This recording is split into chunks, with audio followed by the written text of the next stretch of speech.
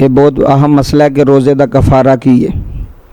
अगर एक बंदा जान बुझ के एक रोज़ा छड्डदा है, बगैर किसी शरी उज़र तो, बिला उज़र तो रोज़ा तोड़दा है, तो उस रोज़े का रमज़ान के रोज़े का गल हो रही है। रमज़ान का रोज़ा बगैर शरी उज़र तो जिहड़ा बंदा तोड़दा है, वो रोज़े का कफ़ारा सुन लवो कि कफ़ारा की है जी रोज़ा तोड़ने वाले का।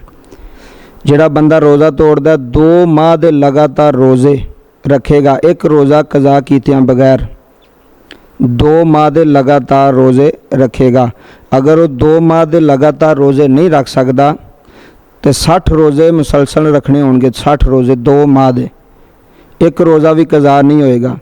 अगर कोई शख्स ये ताकत नहीं रखता, इस्तिताअत इन्नी नहीं रखता कि 2 महीने वो रोज़े नहीं रख सकता, तो फिर की शरीयत कहती है कोई 60 मस्कीनां नूं खाना खिलाए 2 वक्त का पेट भर के।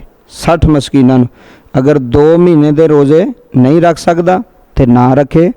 जिहड़ा बंदा रोज़ा तोड़दा है, रोज़े का कफ़ारा जे, कफ़ारा सुन लवो आम चीज़ नहीं जे। 60 मस्कीनां नूं 2 टाइम का खाना खिलाना उन्हें, सुबह भी तो शाम भी। 60 मस्कीनां नूं ते पेट भर के जदों रज के खाणगे, फिर उस रोज़ेदार का कफ़ारा अदा होवेगा जिहड़ा बंदा जान बुझ के एक रोज़ा तोड़ेगा।